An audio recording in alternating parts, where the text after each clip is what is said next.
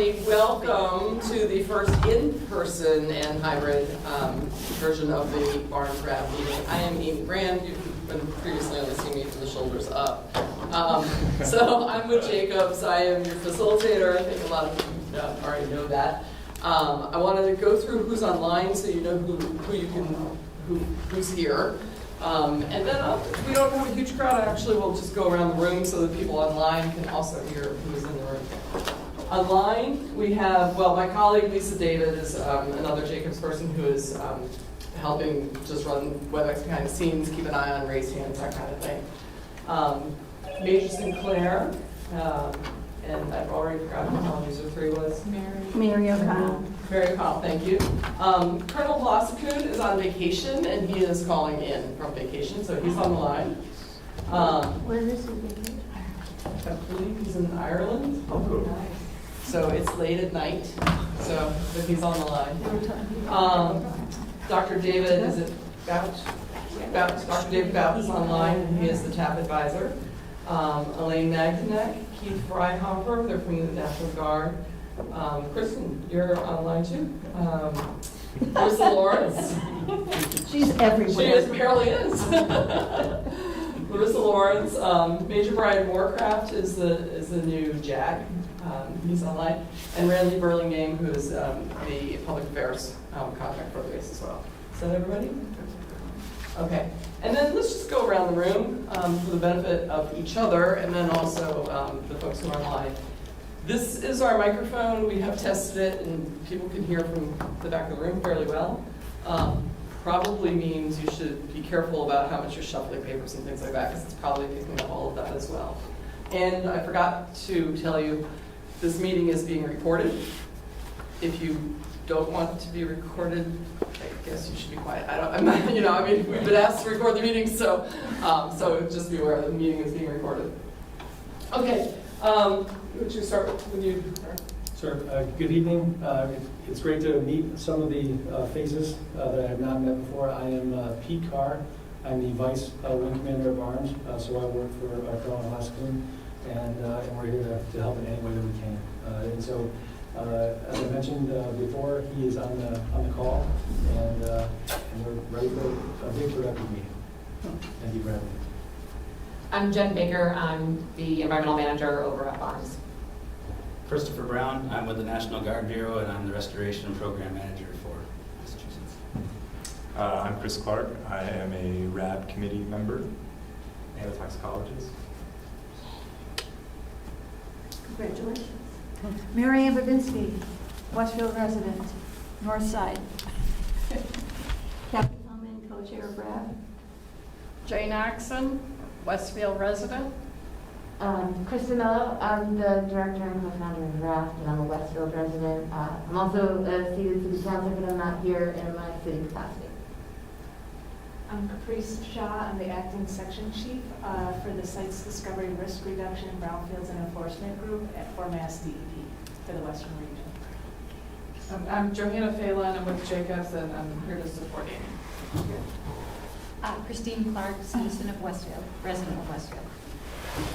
I'm Bridget Matthews-Kane, and I'm here as a citizen of Westfield. Okay, great. Thank you for introducing yourself. Here? We'll go on to the next slide. So I just want to review the agenda really quickly. I'll walk through the hybrid meeting logistics for folks, especially who are on the line. We've already kind of done some welcome and introductions. We'll go through some RAB business, and then we'll focus on the environmental restoration program status update. Next slide. Actually, I think it's on the next slide. Yeah, we'll get to it. Just when we ask RAB questions versus questions from the public. So, hybrid meeting logistics. Go ahead to the next slide. So this is for those of you who are online. I hope that you can see the slides okay. Either you can see them on screen or you received a copy ahead of time. So you can keep your video off. We actually can't see it in the room anyway. We're only looking at the presentation. And that helps just with general bandwidth. You can, however, open the participants list. From that, RAB members can raise their hand to be called on to speak. And both my colleagues Johanna and Lisa both will be keeping an eye on that. And then you will scroll over your name in the participant list to click on the hand symbol that's circled in yellow to raise your hand, and you can unmute yourself when called on. Public participants, so if you're not a current RAB member, we hold questions to the end of the meeting. And for public participants, you can type your question into all co-hosts in the question and answer panel. That's circled in purple to open that up, and I've circled all co-hosts. You can type your question there. And again, we'll be answering those questions at the end of the meeting. Next slide. So if you're on WebEx and you're on the phone, not your computer, hopefully you have a copy of the slide presentation. You can use your phone mute button when you're not speaking, and you can press dial 3 to raise your hand and be called on to speak after the presentation. The host will unmute you after seeing the raised hand. You may receive a prompt to dial *6 to unmute yourself instead of using your own phone unmute. And we will try to do this for the benefit of both the people online and in the room. When you have questions or you're speaking, just identify yourself. So if we're here in the room, people online know who's speaking and vice versa. Next slide. So meeting guidelines, I touched on this. It's part of our operating procedures to facilitate discussion among the RAB members. We have RAB members ask questions at the end of each topic that's presented, and we'll have discussion then. Again, introduce yourself. This says please observe a 2-minute limit. I'm not watching the clock. Just the only reason we say that is to make sure that everybody has a chance to speak. So if you've got 5 questions and somebody else has a question, we want to just make sure that everybody has a chance to participate. Again, public participants, hold your questions to the end of the meeting. There is time at that point. And submit questions in writing addressed to all co-hosts if you're online, and if you're here in the room, just raise your hand. So, next slide. Welcome and introductions. We can unmute Colonel Bosco if you'd like to address the group. Of course. First, apologies I couldn't be there in person, especially for our first in person. Lieutenant Colonel Pete Carr, of course, is an excellent representative of the base, and I'm sure he can be our outward public face for this first meeting very effectively. But greetings from Ireland. I'm here celebrating my daughter's 16th birthday over here with her, and we're having a wonderful time.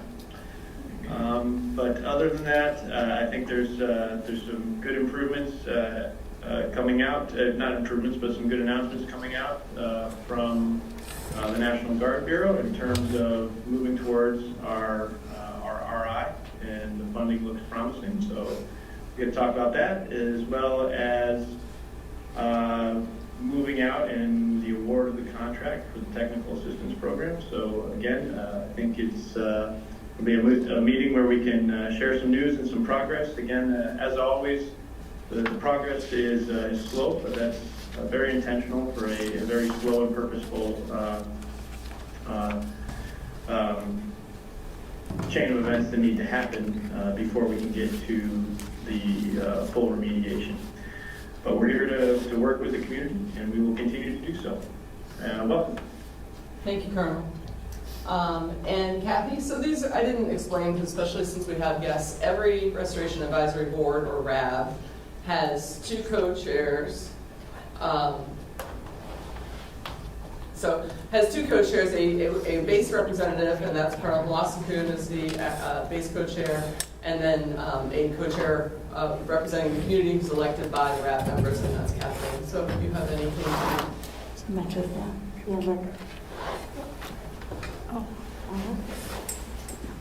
Okay, hi everybody. I'm glad to see everybody here, and I'm glad to see you in person.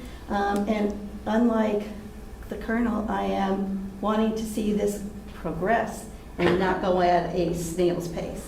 As a resident here, I'm very concerned about this moving forward, and that we're getting what we need to do to remediate this property. Thank you. Okay, thank you, Kathy. Next slide. So we already did introductions, but I just want to point out some of the folks here. We've already addressed everybody that's in the room, actually. I wanted to point out our current community RAB members, and let you know that I did confirm that Eric Willett did step down not only as the RAB co-chair, but he stepped down from the RAB because he didn't feel that he had a vested interest in Westfield and the progress of this team. So I was able to talk to him and confirm that. So just so you know. And then tonight we have Dr. David Bout, who is, I think you all know, is the advisor that has been hired to advise you under the Technical Assistance for Public Participation grant, and we'll talk about that a little bit tonight. So we appreciate that. Next slide. So RAB business, we move on. Meeting summaries. The draft meeting summary from the April meeting was emailed out to the RAB. Did anybody have any comments or changes to that? It has been posted, as we had agreed before, it's been posted on the Federal Wings website as a draft. And if we don't have comments, we'll just change the name of it to final. And if you do have comments, we'll talk about them. Everybody good with that? Okay, Yes. Everyone, just for those of you online, everyone in the room is nodding and smiling, and so I'm going to accept that as those are final, and we'll make that clear on the website. Next slide. So site tour.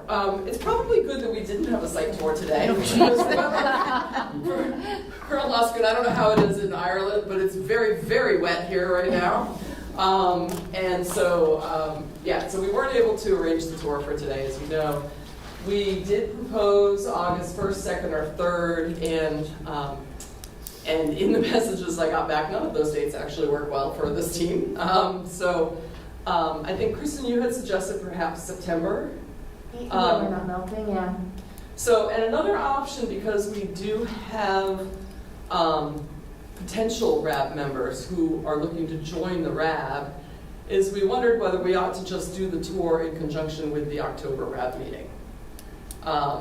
And I did talk to Major Sinclair, and the TAP advisor, if he would like a tour, that can happen as part of his contract with the base. He doesn't have to wait to October. You don't have, sorry, I'm going to talk about you. I know you're there.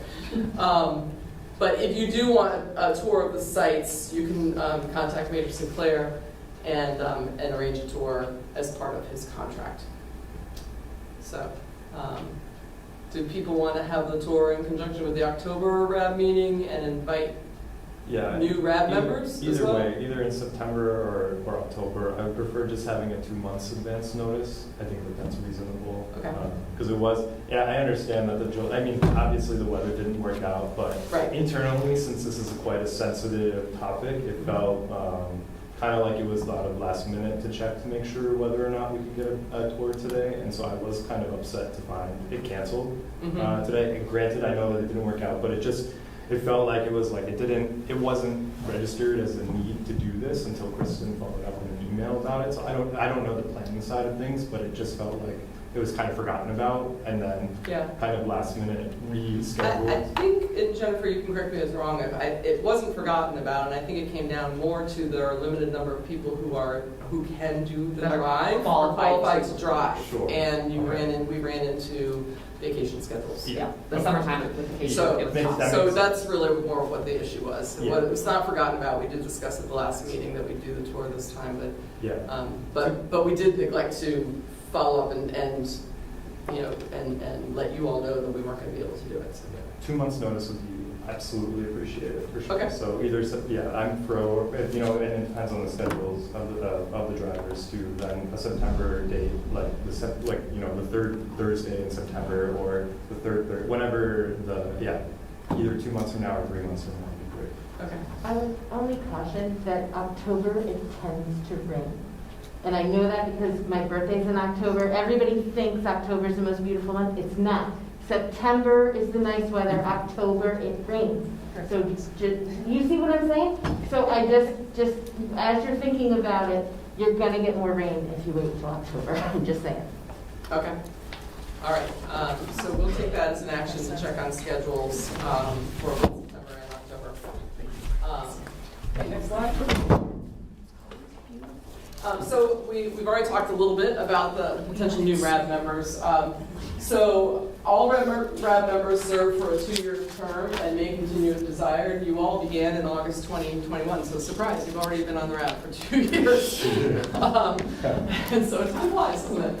Like I said, I had confirmed that Eric has resigned.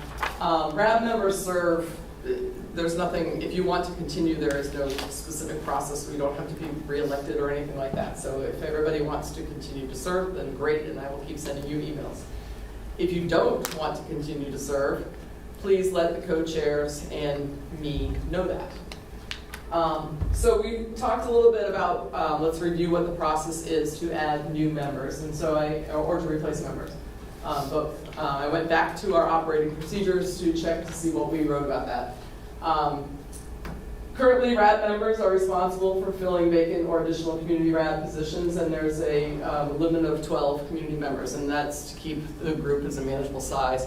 Of course, you invite 30 people who want to come to RAB meetings, by all means do, but we'll keep it at 12 community members. The members should represent kind of a cross-section of the Westfield community, and by that, when we first formed, we look for basically kind of, well, people like you, leaders in the community who are out there and talking to other people in the community. And so business leaders, environmental groups, civic associations, just people who are communicating with others in the community. And the reason for that is because your role, as you may recall, is to really serve as a liaison between the Air National Guard and the community to take what you learn here to your friends and family and residents, and then also bring concerns, questions, interests, and stuff here to the table as well. So that's why we look to have RAB members sort of represent a cross-section of the community. If there's a stakeholder interest of like one of those types of groups that is not represented, if you think that we're missing some sort of group on the board, then you just decide that by majority vote that we need somebody who represents, what have you. So community members should submit a RAB application to the co-chairs. We've already gotten some applications, some from folks here in the room, so I really appreciate that. That's great. I realize that I need to update the application because they're going to John Richardson, the former environmental manager who retired. Rest assured that we are getting them. So any that are being sent to John, we are getting, but I'm going to update it so it represents Jennifer's email address instead of John's. So we are getting those. And the process is that we will vote basically we'll vote at the next meeting. So we can continue to accept applications up until that October meeting. And I know another RAB, that if we get 25 applicants and you can take 5, I'm just throwing the numbers out, but if you get more applications than we can take as members, I know another RAB, Stuart actually will hold an internal meeting to discuss the applications among just the community members, not the base or consultants or anybody else. And then you would come forward with your recommendations. So the applicant ideally should be present at the voting meeting, if possible, online or in person. And then you clearly have all been doing a great job of getting the word out that you're looking for more RAB members, and I appreciate that. And then it is also part of our contract that on behalf of the Air National Guard, we can run a public notice in the newspapers about that as well. And we'll do that. I haven't set any application deadlines or anything like that, so we can set that probably for the end of September and run a public notice in the papers. Is there any particular time that you'd recommend doing that so that, and I can send it out to all of you as a flyer too, that you can distribute however you want. I don't know if August would be a bad time to do that because people are on vacation, if you'd rather do it in September or whenever you want. Right, Kristen? If I may ask, it's Kristen Mello. I am wondering whether or not the RAB application and voting process is going to be like a rolling, continuing process, or is it going to be a biannual, right? Because if we're going to do it biannually, then maybe we send it out in the summer and we stop the collection in January? Like, is there do you want to do it every 2 years, or do you just want to have it rolling and, review them as they come in and have membership a constant, are there any community members to vote on? Yes, no, move on. Like, how do you want to do that? I don't think we put that in our... No, we weren't that specific. So I would think that it could be rolling. I'm just talking off the top of my head, and this is going to be a discussion. I would think that it could be rolling up until you have 12 community members. And then from that point on, well, that could continue to be rolling, but it could be based on when somebody steps down or resigns, then that person would be replaced. It's kind of what I'm thinking. It's really up to you. Certainly every and as members, you have the right to resign anytime you want. We ask you to serve for 2 years, and I think a lot of you would tend to serve much longer than that, which we appreciate. But we tell people from the outset that we're looking for a 2-year commitment. And so, like I said, there's no specific process for saying, yes, I want to continue. It's more saying, letting us know if you don't. So it's really up to you as the RAB community members, if you want it to be rolling or you want it to be... I want it rolling. You want it rolling? Yeah, I'd like it rolling too. Or to make the announcement that the window is open, and then maintain that as a rolling basis. Okay. If any RAB members who are online have any comments on that, you can raise your hand. Hopefully you heard that the community members in the room said that they'd like to keep it rolling. I'm not seeing any hands raised. Okay. Great.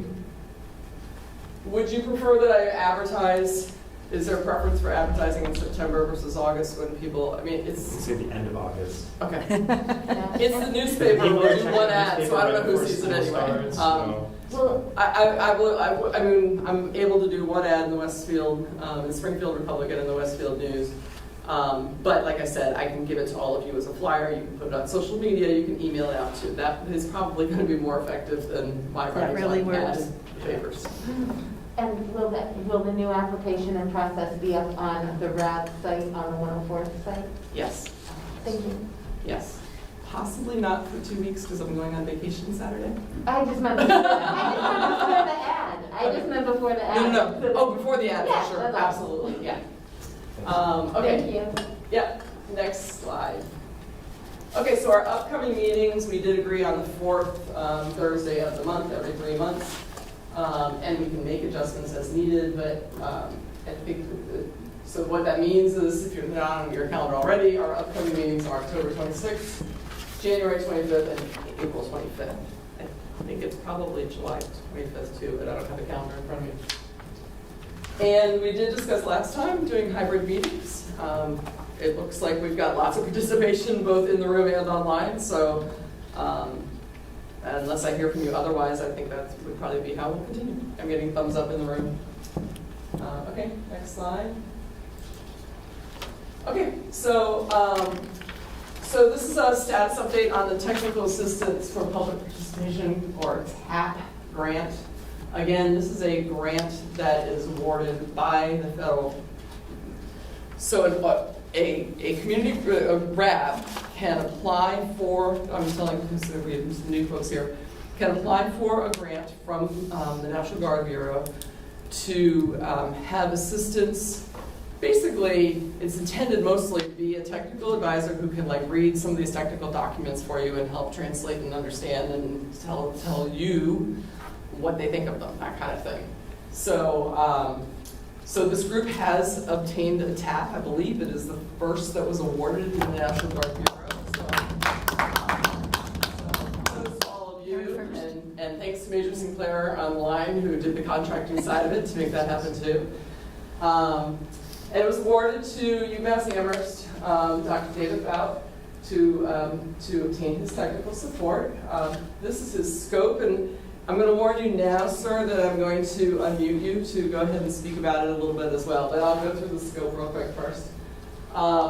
So the scope is to conduct an independent review of completed reports associated with the Westfield Mass PFAS contamination. So these are reports that have been finished in the past, the site inspection, those kinds of things. To provide the RAB with progress reports at regularly scheduled RAB meetings. to provide RAB members and the community a public presentation summarizing the conclusions, including a period for questions and answers. I believe that is planned for the October RAB meeting. And that's correct. okay, great. And then to provide a summary report, minimum of a week before the presentation, and that's so that everybody's got something in writing as well. If you would like to go ahead and talk to us anything more about the TAP grant, welcome to the meeting, and you've got the floor. Sure. So can everybody hear me? Yes. Yep. Awesome. Okay. Well, thank you for the opportunity. I'm a resident of Sunderland, Massachusetts, and a professor of hydrogeology at the University of Massachusetts in the department of, we just changed our name, it's called now Earth, Geographic and Climate Sciences. So my name is Dr. David Bout, and I've been at UMass since 2005, and I've done a lot of work on the hydrology and the hydrogeology of different aquifer systems across the Commonwealth and other regions of New England. And I was approached by colleagues at UMass about this opportunity, and I've been aware of some of the issues surrounding the contamination and the issues concerning the Westfield community for a number of years, and it's a great opportunity to be able to contribute back to the community in this role. So thanks to Major Sinclair to get some of the paperwork through the university. As you can all imagine, it's a bit of a process, but myself, along with, I have a research assistant that's working with me this summer and fall, Magdalene Brees, who's been helping compile the different reports and documentations and putting together summaries. So we're excited to dig into the work that's been done on the base and off-site of the base to try to understand where are some of the strengths and some of the needed pieces of additional information that will be essential to understand the fate and transport of the contamination. And as was discussed, this will culminate in that presentation and the report to the RAB prior to the October 26th meeting. So I think it's going to be a nice opportunity for us to dig into some of the technical details and to, I hope, have a discussion of where things are at. And again, I'm thankful for the opportunity, and looking forward to connecting with new people on this call and reconnecting with some folks that I've interacted with before. Great. Thank you so much. Appreciate it. Welcome. Yeah, my pleasure. And I'll just say that regarding the site visit, it would be, I think, essential for me to come before that October 26th date. So okay, I'll connect with the folks and try to figure something out. Perfect. Okay, that would be great. Yeah, reach out to Major Sinclair. We did talk about that earlier. That if we didn't have the tour till October, that was probably a little bit late for you. Yeah. Okay. So sometime probably. My August is a little bit crazy, but sometime in September. Okay. Yeah. Great. Yeah. Thank you so much. My pleasure. Okay, next slide. Okay, so additional grant opportunities, and I did talk to Kristen a little bit earlier about this, so we'll discuss that. So Kristen wanted us to put these on the agenda and refer to the TAG grant, and I was aware of the TAG grant as being a federal US EPA grant, technical assistance grant. It's very much like the TAP grant. But that one is provided for technical assistance at Superfund sites that are listed on the national priorities list, which Barnes is not. And therefore, I said, okay, so the RAB is not eligible for the TAG grant. After talking to Kristen, we did a little bit, I realized that I wasn't previously aware that the state of Massachusetts also uses the exact same term, TAG grant, for a state grant. Yes. And that is probably the grant that Kristen was referring to in the first place, and I didn't understand from her email. So the state of Massachusetts also has a technical assistance grant program, and I asked Caprice Shaw from DEP to look into that a little bit. And you've got some information, and then there's... Yeah, it is, so it was dormant for several years, and the last couple of years they resurfaced the TAG grant to help communities, get some reimbursement. I think it's up to $200,000 reimbursable funds that could go towards, retaining contractor or even methods of communication on 21 sites.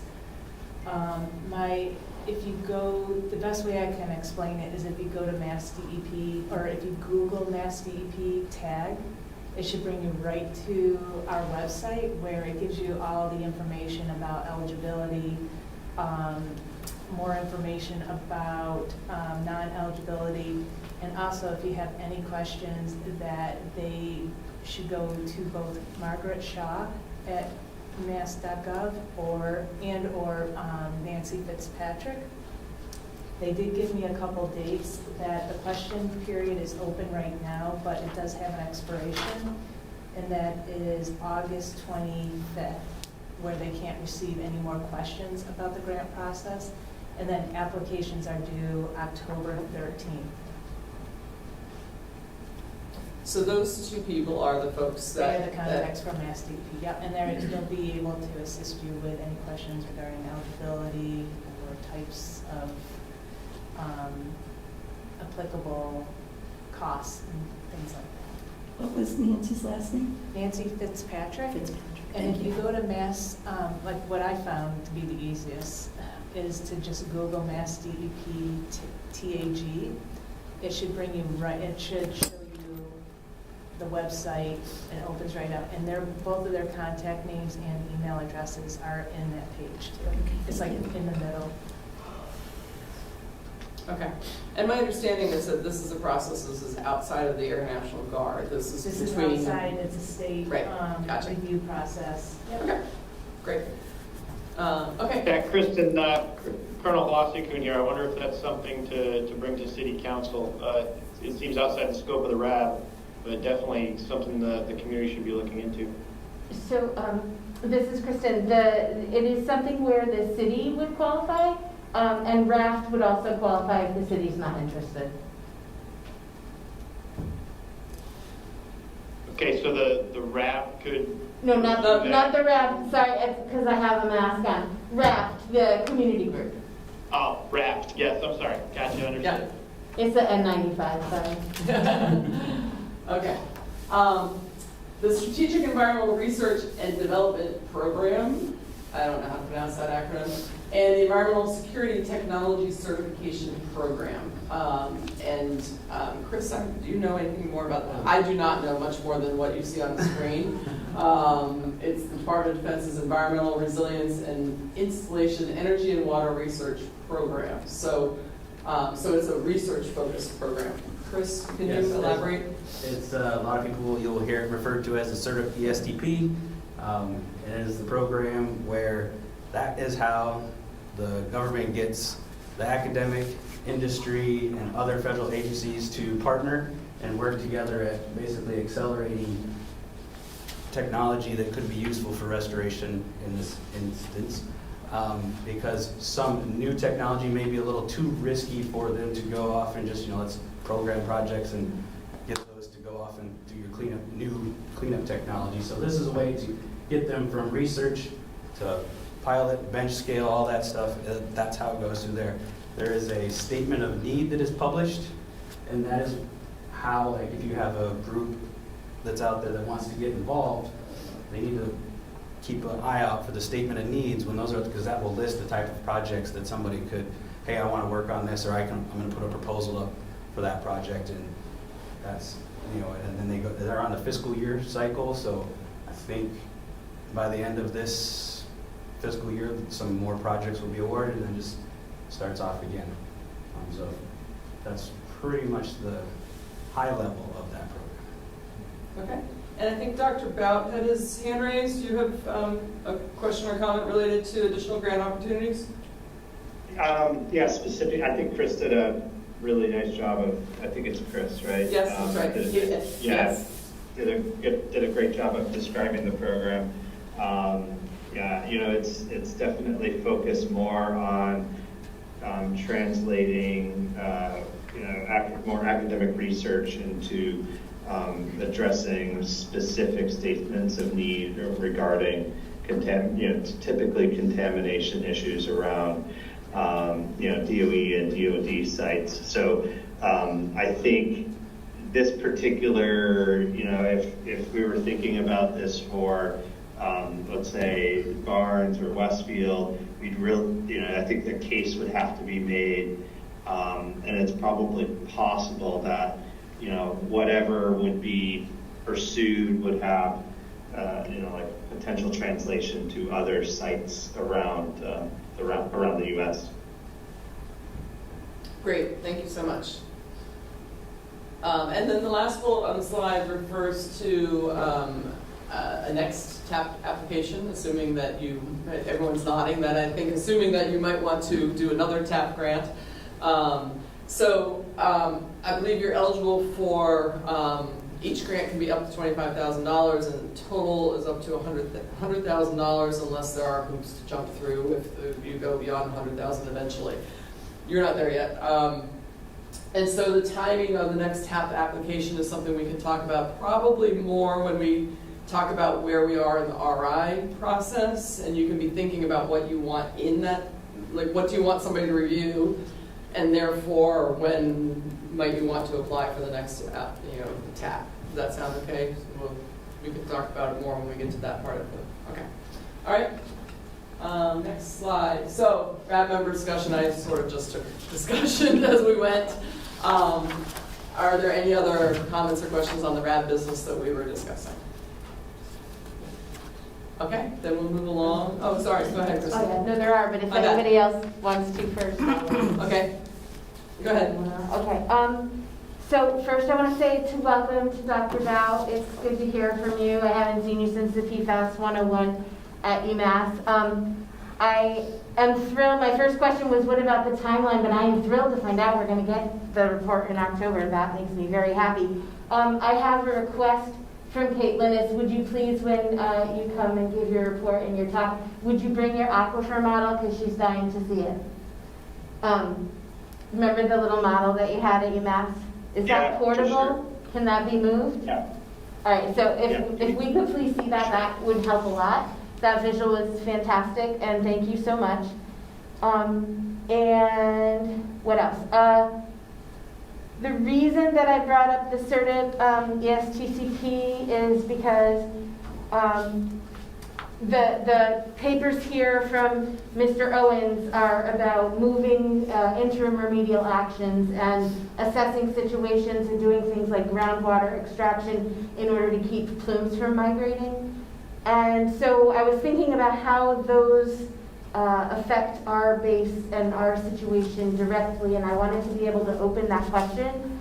But I wanted to think about those grant opportunities, because if we're going to be extracting contaminated groundwater, maybe we should think about using that water to help everybody instead of just, take it out and throw it away. And so I'm wondering if we could pull that water out, clean it so that Westfield people can drink it without having to buy it from somewhere, and then trying to partner with academic institutions for things like bioremediation or bioencapsulation into things that then make fireproof building materials, or some other method of, not turning this into somebody else's toxic waste. Yes. And so I was hoping that we could sort of open those conversations as a RAB to talk about where the opportunities are, because every time we can not miss a fiscal year of applications, then we can keep moving things forward. And as long as the PFAS advocates keep pressing on the DOD to move things forward, then let's continue together. And if we need to extract that water,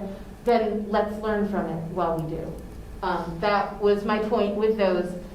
And also Westfield, because we've been, poisoned with PFAS for decades and decades, our wastewater is full of PFAS too, and that is going to be a problem for everyone in the country and beyond our country, and we could be doing some of that research here too. And so I'd like to see us move in that direction and have those conversations, and they don't need to be tonight, but I wanted to just introduce it to the group so that we could begin to talk about that. And my question about the TAP is because we did the last year's TAP about this time last year, and if it's a every fiscal year thing, then I'm thinking we need to do it again soon. And if it's premature to do the TAP, if it's premature to do the TAP for the QAP, because the QAP won't be ready until later, then is it better to use the TAP for human health effects and go over the ATSDR data with that and then do the TAP for the QAP next summer? You see what I'm saying? So that this way Westfield's never waiting a year because we didn't send in an application. And so I wanted us to talk about the best way to make sure that we pay attention to those seasons and make sure that we position ourselves to be able to take advantage of every resource we have. And that's my point. Thank you. Okay. Were there any? Sorry. I was listening, I swear. Were there any specific questions there that we need to call on somebody to try to answer? Can we add them to an agenda for October after we get our assessment of what is and we see where it is, to talk about ways to get into that flow? Can we just add ways to get into that flow? To the fiscal year flow. Oh, okay, yeah. gotcha. Okay, all right. Yes. Thank you very much. Any other questions or comments related to what we have discussed so far? Okay, and then I think I'm turning it over to Chris next, I think. Yeah. So Chris, you're up. So Chris Brown, for those of you online, is remedial project manager for the National Guard Bureau, and he'll be starting discussing the Environmental Restoration Program status update. I've been sitting a while, so I'm going to stand up. Good evening, Christopher Brown. For those that haven't met me yet, and yes, I am from the Air National Guard. And we are here for the Environmental Restoration Program. This is the Air Force's means and methods to go after anything that may have happened due to mission-related activities and all of our cleanup strategies that follow underneath the CERCLA process. And it has been ongoing since 1987, and we have cleaned up 6 sites since then, which I briefed in the previous RAB. Site 2 is undergoing long-term monitoring. It was an old POL area that had some underground fuel tanks, and it has been, many things have been thrown at it, and it's not moving. There's very micro-scale mobility in this LNAPL, which is basically some remaining fuel product that is underneath the parking lot where they grab the fuel. So as we're moving forward, the most likely scenario is an activity and use limitation will be what's going to be proposed, and we're putting together a package and sending it to the city we have to work with the city and the airport, since it's their property, to work and get an activity use limitation put on that site. And we'll have to load into that there will be stipulations that if the use of that area changes, that we might have to come back and continue to do monitoring. But otherwise, we continue to spend money on that little project for a very long time, and it's not really going anywhere. Can I ask you when you're going to be doing that, coming to the city? Do you have a date as to when? I know we've gotten the survey put together. We have to put a survey of where's the actual physical lines going to be, and that should be getting sent. Actually, I think we've sent it to the airport to review, and it should be coming to Megan Bristol as well. I think they're my 2 contacts. Yeah, we've received it up on the base. Jen, I believe I saw that about a week ago. And Jen, are you there or online? Yes, correct. It was, yes, you're right.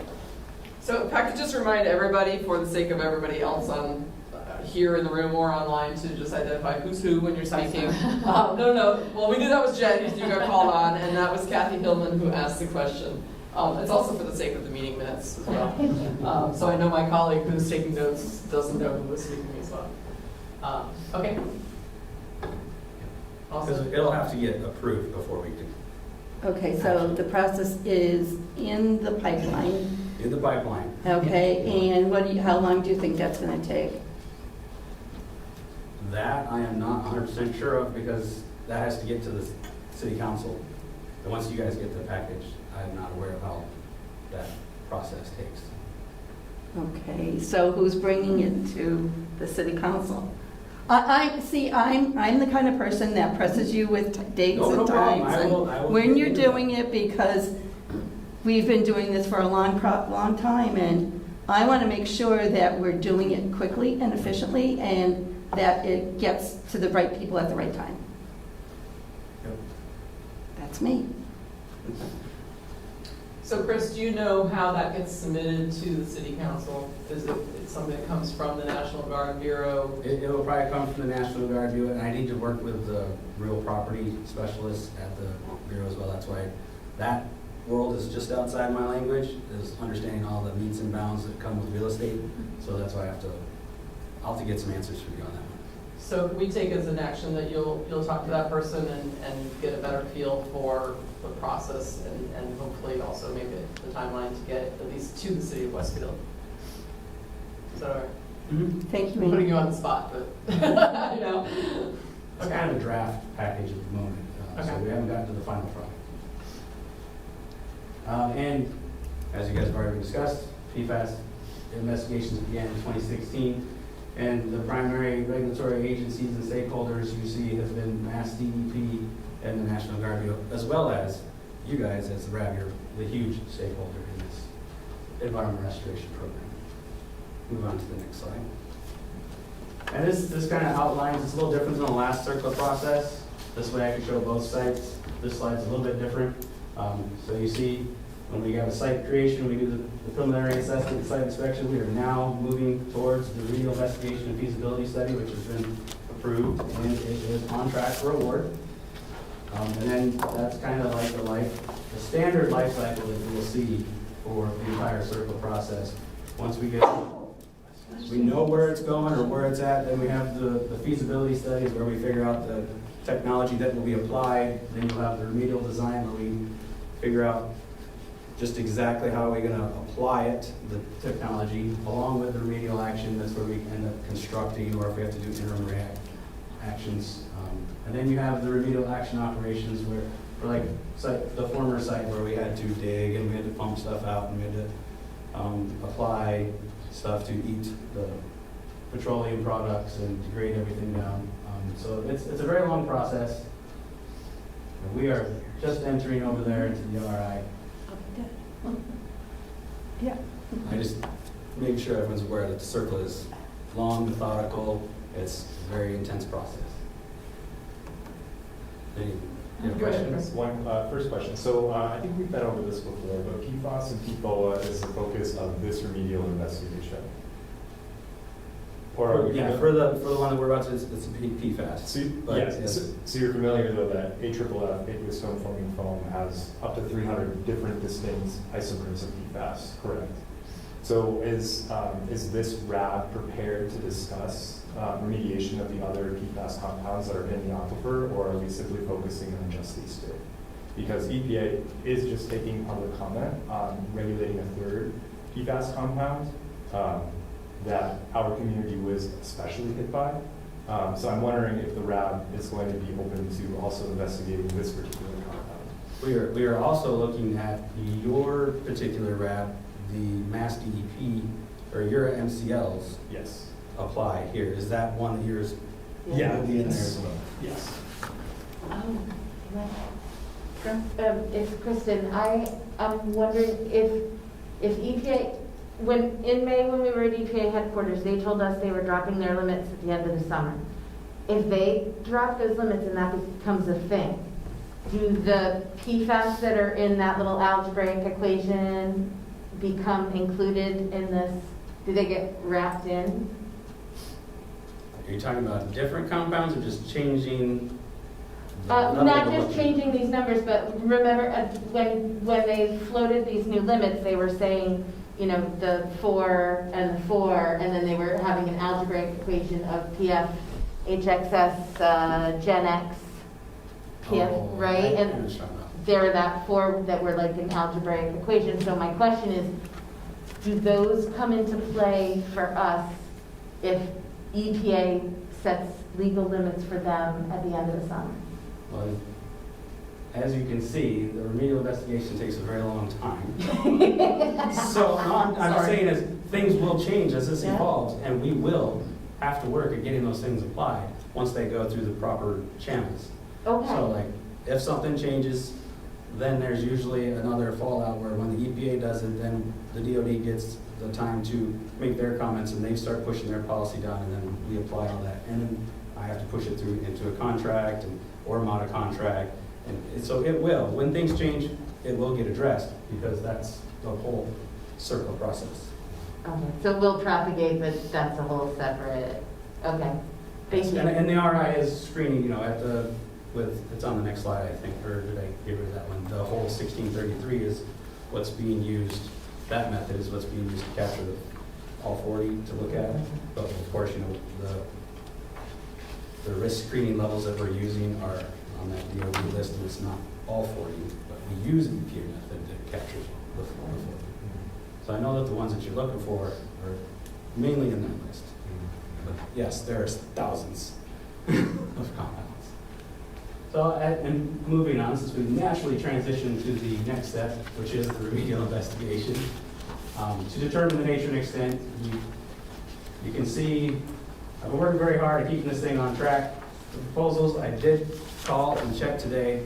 The proposals did come in, so the Army Corps is taking a look at the proposals, and we'll have a meeting next week to go through and do any negotiations. We have to, it's a standard acquisition process when things come in. There may be things that are above scope or whatnot that we have to negotiate the price.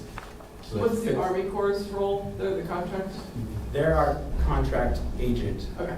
So for we're using the Army Corps of Engineers to basically shed some workload, and they are our execution agent to get out there and tackle all these projects.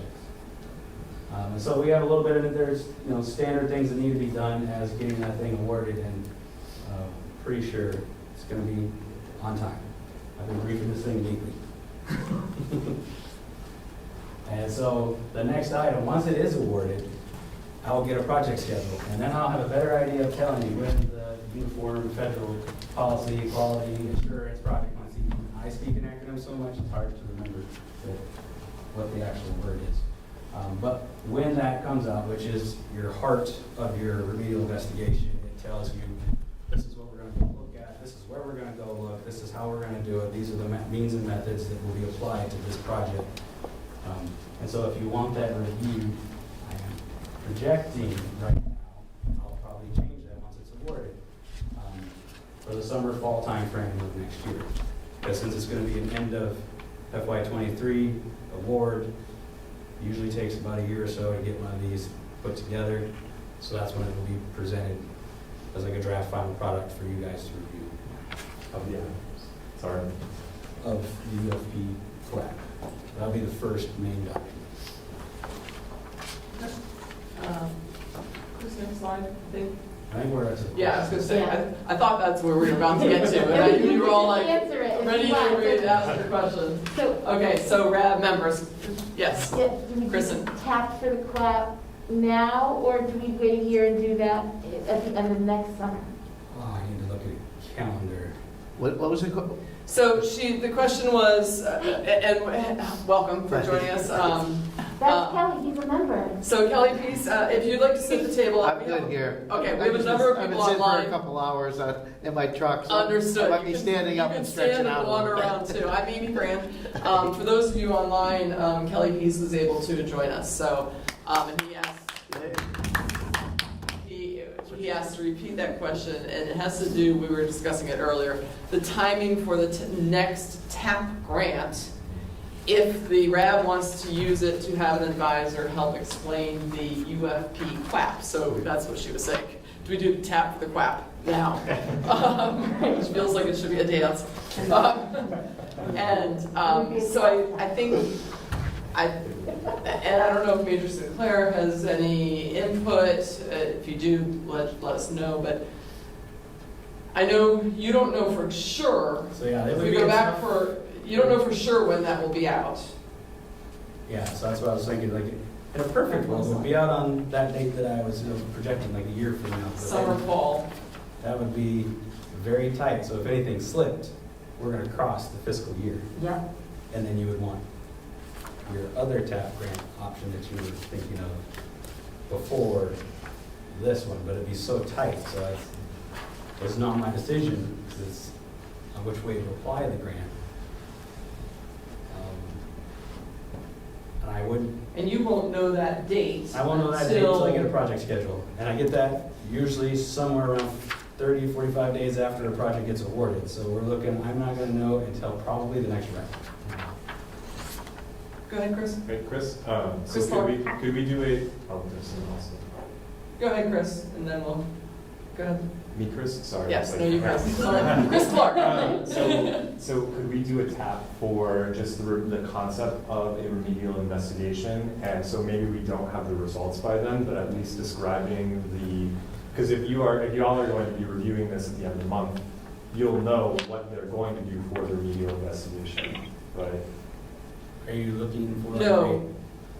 Sorry, go ahead. I was wondering if you were looking for like one that's going to train you on Just to describe to the residents how this remedial investigation was conducted, at least at minimum, so that at least if we do have data by summer, fall 2024, we can have it be presented. You won't have data. That's not the. You won't. That's not RI data. That's when you get the plan for how the RI is going to be done. Okay. So the UFP QAP is the very detailed project plan.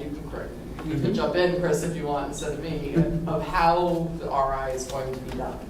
So, and as the stakeholders in the local community, if we miss something from when the professor, when he presents his information, he might find something when he presents that we could also learn from and be like, well, you didn't think about this area over here. And so we can provide that to the contractor. We're like, hey, we need to include this. We missed something. We should investigate this area, or because of groundwater flow or something that is found. But yeah, that is pretty much giving us our roadmap. And so we're going to be giving you the roadmap. This is how we're going to go out and handle this project. And then in some communities, they can come back with, and that's what they'll identify something that, with all of the surveys, like a good example is well surveys, when you just do the tabletops and you look at all the stuff in a state database, they're not always up to date sometimes. So maybe a comment comes in that actually corrects information that may not have been updated on a database that we've used to put all these documents together to execute the project. So that's a real important part of getting stakeholders to, hey, actually this needs to be corrected. And then we can take that information and put it into the final product and go off and execute a really good project. Sorry for the No, that's fine. No, that's okay. Was there anybody online that had is there a hand raised? Yeah, Major Sinclair. Okay, Major Sinclair, you can go ahead and unmute yourself. This is Major Sinclair.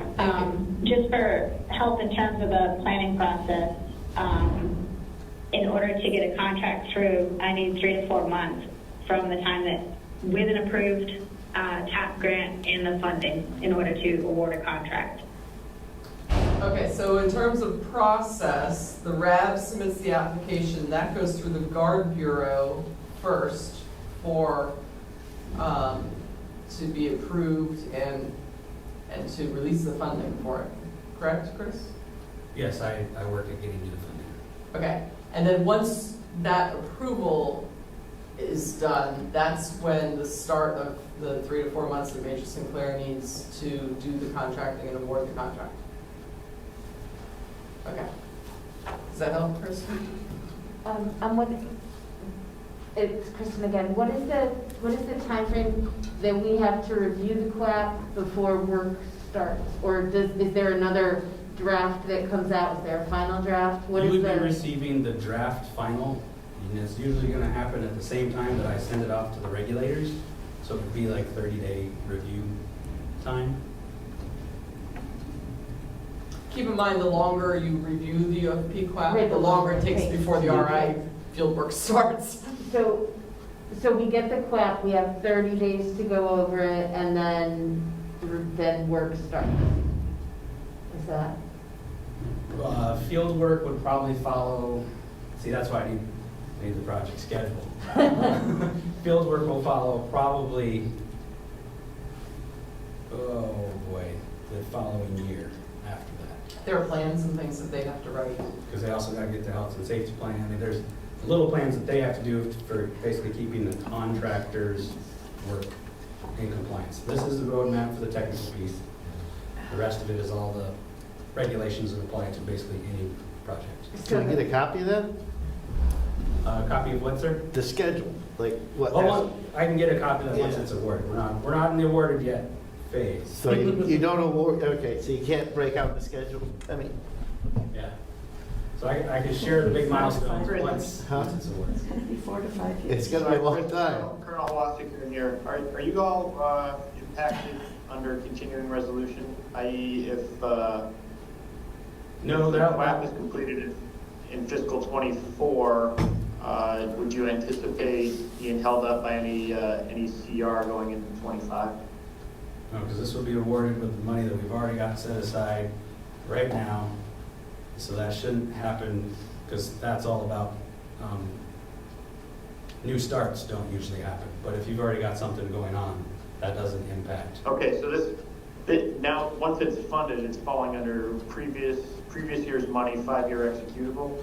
Yeah, I've already got money programmed, set aside. Once we're awarded, we assign the money to it.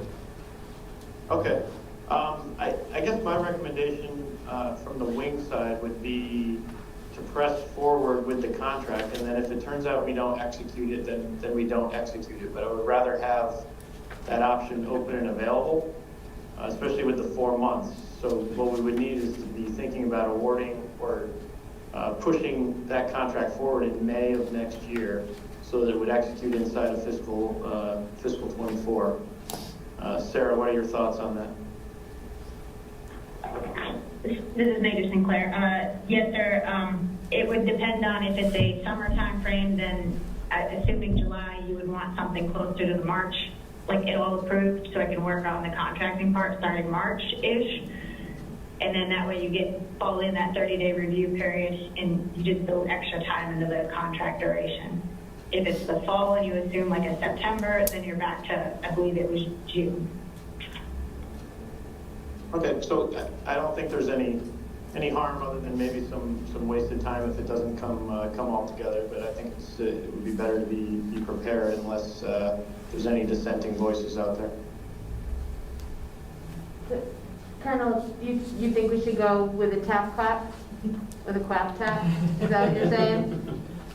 I think we're in the position where there's a chance that the tap clap would be needed inside of 24. So we should contract accordingly, and then if we don't execute that contract, then we don't execute the contract if the QAP isn't ready.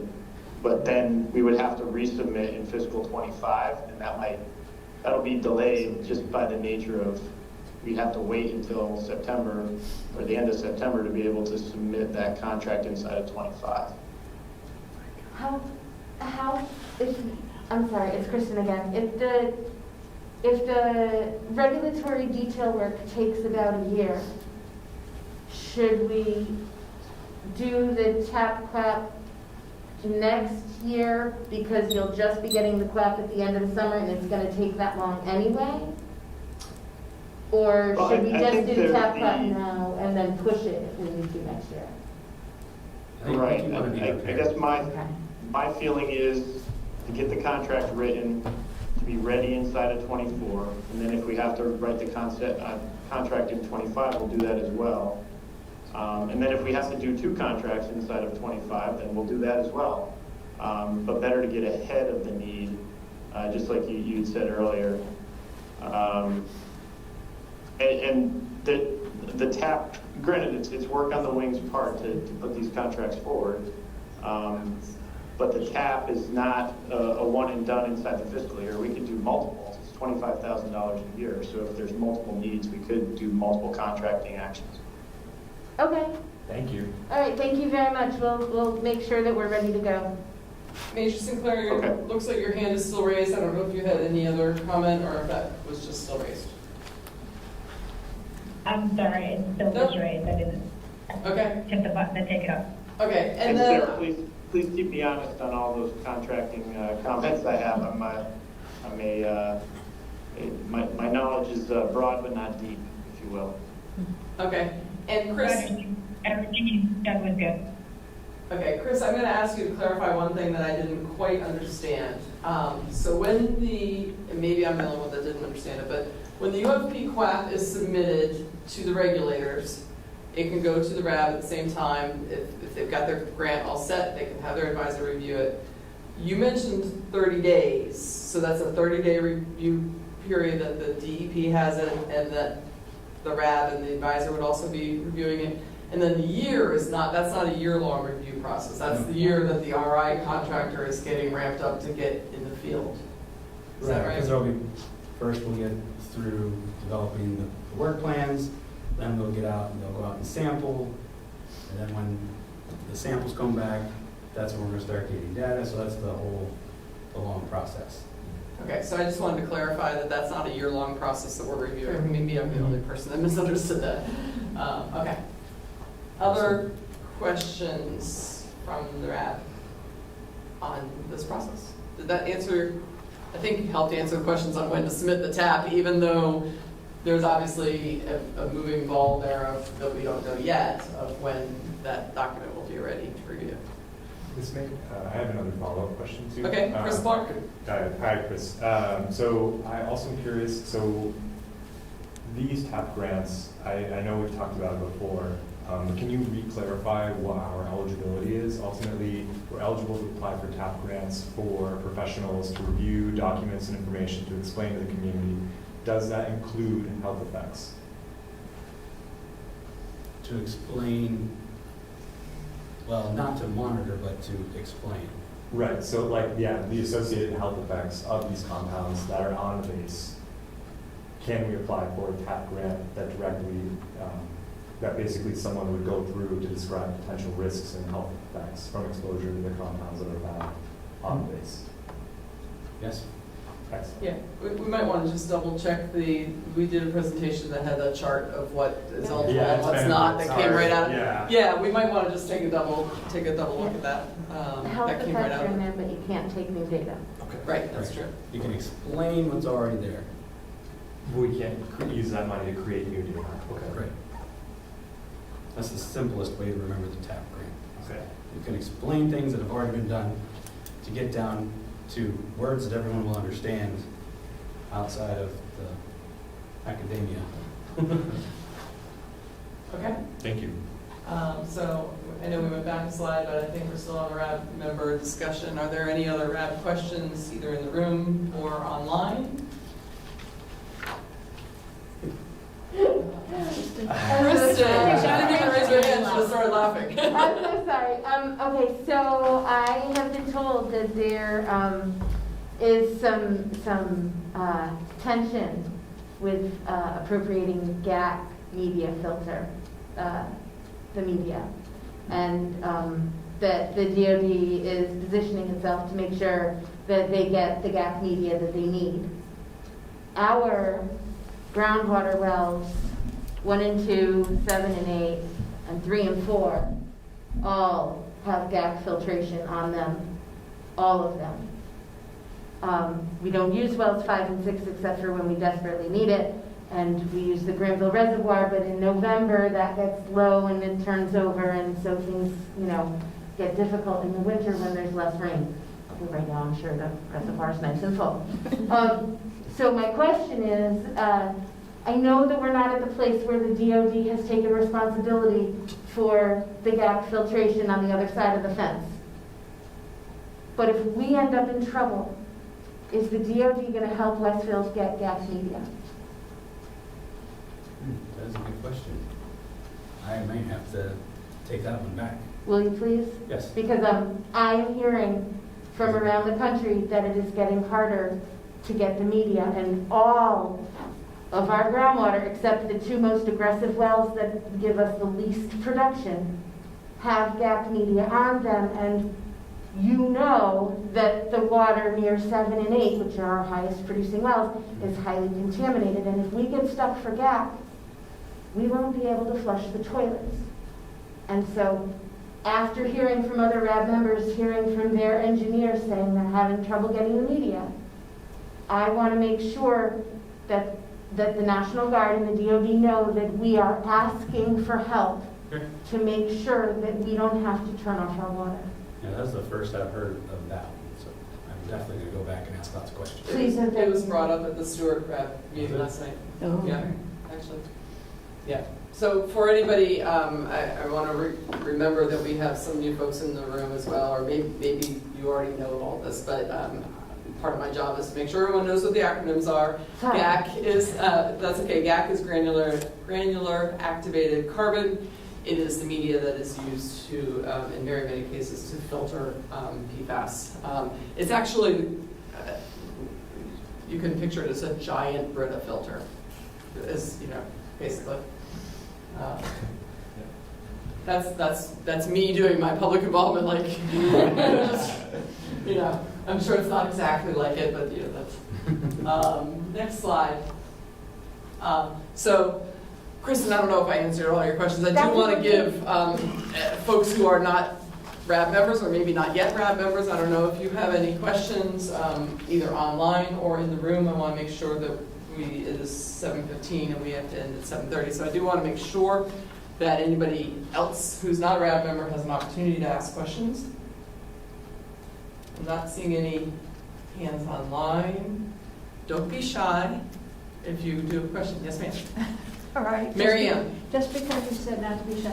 I just wanted to know, because sometimes I need to see things visually. Sure. Is that all these dates or whatever's going to be happening that you've broken up, and sometimes we're confused about when something's going to happen before something else happens, in fiscal years, and when they start and finish, and we talked about January to February or June to whatever. Has anybody ever put together a calendar with all of this stuff mapped out as the possibilities of what can happen? So that would help, I think, for trying to explain this to the public. Okay. About so what you're saying. Hand looks like she may have done it for herself. I know that it can change probably. Sure. So if it be something that those can be moved along as little hiccups happen along the way, and you know that things do get delayed. And you even say that before you even start. You don't know exactly when something's going to happen or not going to happen, because you've experienced this before, and you know that they don't always happen exactly on the date or in the time frame that you hope they will happen. Very rare have I ran some contracts that actually everything happened on schedule. Right. Yes. But, knowing what you want for your plan right now, what you would hope that is going to happen, I think it would be nice to see that and realizing that that's going to be flexible and that's going to be moved. Other things are going to impact what you want to have happen, but if that can be made to make So I'm hearing that you would like a kind of a calendar format maybe in the presentations to help visualize things. Right. Okay, sure. And like when he was saying, Is Kelly Peace for those online? sorry. No, that's okay. And he was saying earlier, and again, you got to put out to bid or whatever what you get the money, and then the colonel is saying, hey, why can't we do that ahead of time, right? So when I'm looking at 3 to 6 months, is that baked in there, that time to go out there? Are we saving time by starting to jump on ahead of this a little bit, or what? Yeah? Yeah, we could jump on ahead. That is to be prepared for once we're ready if I have the product ready to be reviewed, so. Okay, so we'd be closer to 3 months, all right. Well, what I'm hearing is we would have the TAP grant all set and ready to roll and award as soon as you know you're going to have a product ready for the advisor to review. It's definitely better to be proactive, have things on the shelf, ready to go. Someone says I got money, and I can go after and help you spend it. And remember, we got as before, as we go through some of this process, make sure that we're doing very timely engagement with like our local officials, right? Like the Richie Neals and stuff, to whoever the grant process is. At federal level, we're going for these grants, right? The tap is better. Yeah, so I mean, we want to make sure that we're engaged, I think, as we've been in the past, with our representatives as these are going forward, to say, give me a letter to support us, just like we do with state stuff, you know? And Elizabeth Warren and Markey. So anyway, we just got to make sure that we keep that in mind and don't forget that little piece, because it might help. Might just be that little bit of weight that helps, you know? Thanks, Kelly. Kathleen? I have a question. How are you going to inform us as to how this survey and this information is going to come down to us? How are you going to inform us that it's in the process? You said it was in the process to get to the city council. How are you going to inform RAB of where it's sitting? Oh, I can, if you don't want me to wait for the RAB meetings, I can get messages out to you through the email list. You can email. That'd be perfect. Thank you. Just so we know. Mm-hmm. I mean, I know that, the big one is always at the RABs, but I can send emails to the mail list anytime. That would be awesome. And it's Kelly Pease, and I appreciate the, we get the updates or whatever, and I don't obviously provide much input because Kristen usually covers most everything. So but Okay. Can I ask another question? Go ahead, Kristen. It's Kristen. I'm just wondering, and Colonel, let me know whether or not this is okay. Can we do the community member vote for the quack tap before we leave, so that we don't have to do that thing where I email every single person and say, do you agree to do this, so that the Colonel and I can move forward with our stuff? I think that's fine. So we just have to have a document, we have to, well, I can say I think that's fine. Actually, from the contracting side, you have to have it documented that there is majority vote of the RAB on the topic. Of the community members. Of the community members of the RAB. So I guess between you, Chris, and Major Sinclair, if we do that vote now and I say out loud and we put in the meeting summary how many people voted in favor, will that cover our contracting needs? I might have to ask Major Sinclair on that one. That's contracting. Major Sinclair? It's a good idea.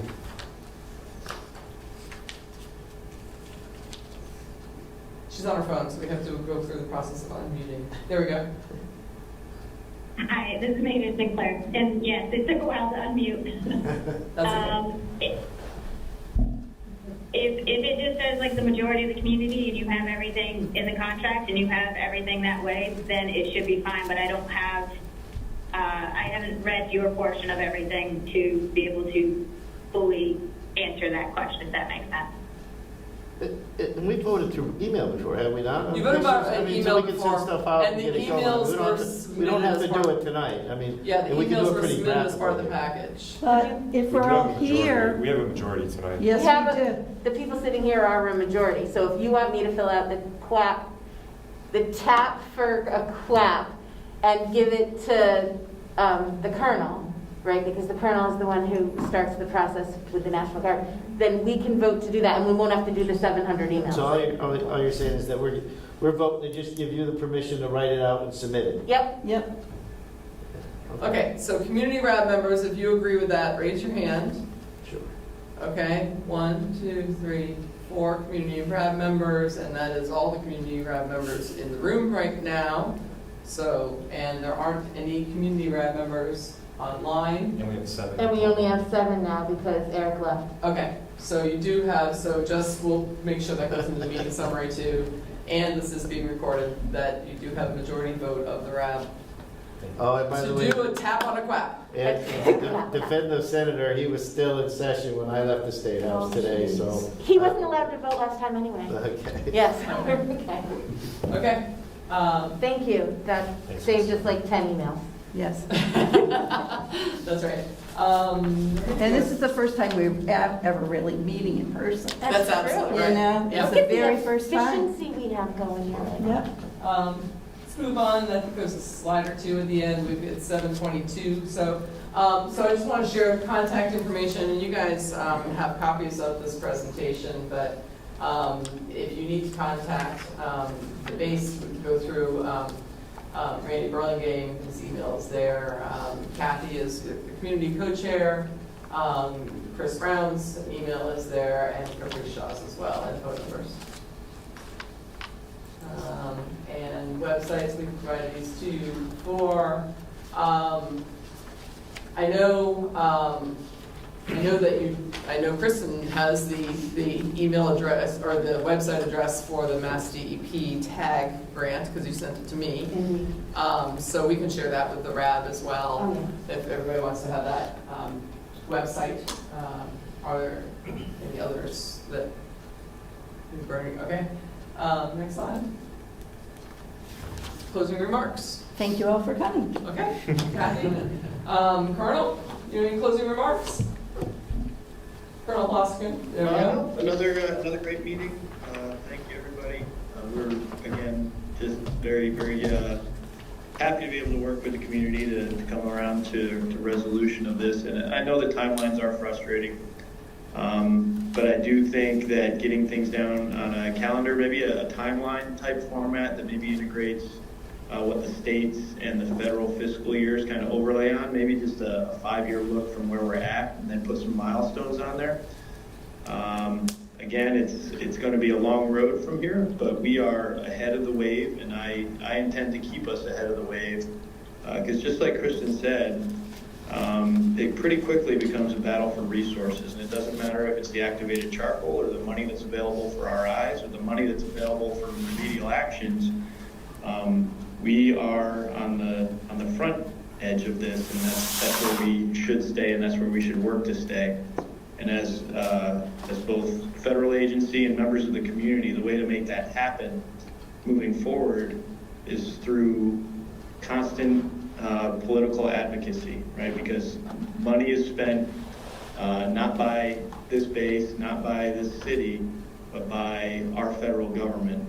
So engaging politically and getting the community activated and moving is how we can work together to solve this problem. Thank you, Colonel. Thanks, Colonel. Okay. And with that, I'd say the meeting adjourned. Thank you, everybody, for coming out. I really enjoyed seeing people in person. I know you saw me online, but I enjoyed seeing you in person. So thanks for coming. Thank you. Nice to meet you.